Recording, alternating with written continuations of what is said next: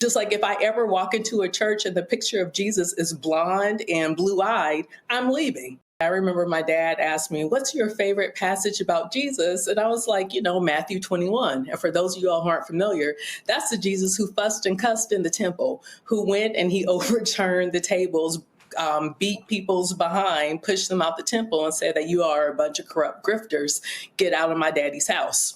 And so when I think in terms of the gospel, when I think in terms of freedom and liberation, it's not what Ben Shapiro and the rest of those ilk are trying to sell. In fact, my viewpoint is that they're trying to sell white supremacy in the frame of trying to use biblical, quote unquote, biblical words. And even when people say, "Oh, I believe in biblical principles," what does that actually mean? How are you living that out? Doesn't the Bible say true religion undefiled is taking care of the poor, taking care of the widows, taking care of the fatherless? Those are the tenets of what religion is supposed to be if you're actually following what the Bible actually says, which, like you said, many of these people aren't.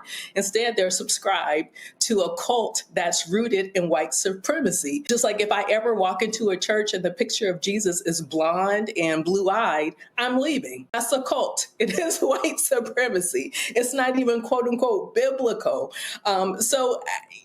People got it all the way mixed up in this country, especially understand of how Black theology plays into this, especially of those who descended from slavery, who were forced to deal with spirituality in terms of a slave master's Bible, which didn't have any of the liberation text, any of the freedom, if you're going to use freedom, but I prefer using liberation.